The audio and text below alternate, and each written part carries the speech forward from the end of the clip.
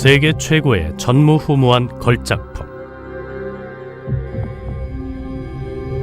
신라 금관의 신비로움을 더해주는 건 바로 독특한 디자인과 장식이다.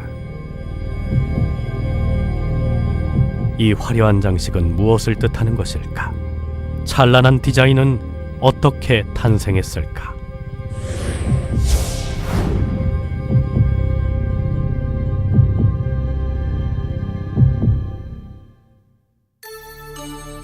무덤에 묻혀있던 신라 금관이 처음으로 세상의 모습을 드러낸 것은 1921년 일제강점기 때였다.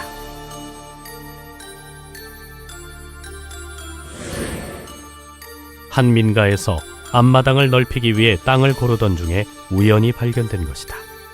당시 일본의 고고학자들은 놀라움과 당혹감을 감추지 못했다.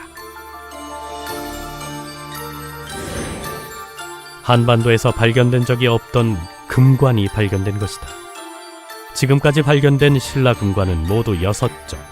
금관은 한반도에서 오직 신라 땅에서만 출토됐다. 신라 금관은 독특한 장식이 솟아있는 형태다. 한자에 매산자 3-4개를 위에서 아래로 연속적으로 붙여놓은 형태가 앞면과 좌우 측면에 장식돼 있다. 금관의 뼈대가 되는 매산자 형태에는 뭔가 특별한 의미가 있는 것일까?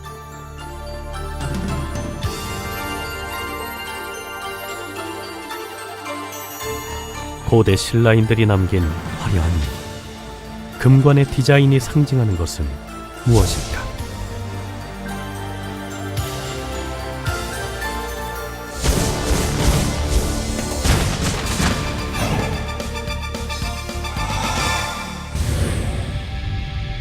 신라보다 앞선 시기, 신라 금관과 동일한 모티브의 금관이 발견된다. 카자흐스탄 이식에 있는 쿠르간 유적. 이곳의 고분은 신라 고분과 동일한 적석 목곽분이며 한 고분에서 미라가 발굴된 것이다. 고대 유목민의 족장이자 대제사장이었던 황금 인간이었다. 온통 황금으로 둘러싸여 있는 황금 인간. 놀라운 것은 모자였다. 신라 금관과 유사한 장식의 모자를 쓰고 있는 것.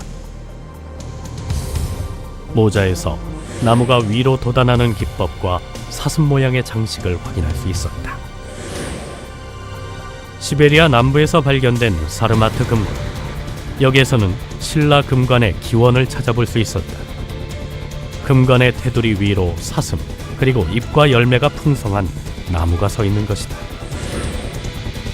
사르마트 금관의 추상화된 표현, 그것이 바로 신라 금관인 것이다. 금관의 가운데 세움 장식은 나뭇가지를 표현한 것. 금관의 관 테두리 위로 솟아있는 장식은 사슴뿔을 표현한 것이다. 결국 금관은 사슴과 나무의 상징적 표현이었다. 그렇다면 고대 북방에선 왜 금관에 사슴뿔과 나무를 표현한 것일까?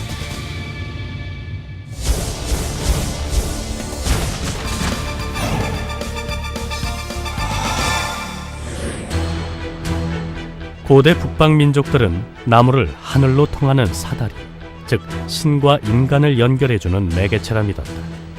또한 사슴은 신의 의지를 전달하는 전령사라고 여겨진 신령스러운 동물이었다. 이 같은 사실은 고대 샤먼의 복장에서도 찾아볼 수 있다. 당시 인간과 하늘을 이어주는 매개자이자 절대적인 지배자로서 군림했던 샤먼. 이들은 대개 머리 위에 사슴뿔 모양의 관을 썼다. 나무와 사슴뿔 장식의 상징은 유라시아 초원지대에 널리 퍼졌고 교역을 통해 동쪽 끝 신라까지 이어졌다. 신라 금관의 사슴뿔과 나뭇가지는 북방의 샤먼과 연결돼 있었던 것이다. 김씨의 왕족인 마립가는 모든 신라인들이 지켜보는 가운데 신궁에서 제사를 주관하는 제사장의 역할도 겸했던 존재였다. 결국 금관은 국가 제사장의 상징이자 현실 세계를 다스리는 왕의 상징이었다. 세계적으로 독보적인 황금 유물 금관, 그 화려한 디자인 속에는 유라시아 초원을 넘나들며 교류했던 신라의 국력과 김씨 왕조의 위엄이 깃들어 있었다.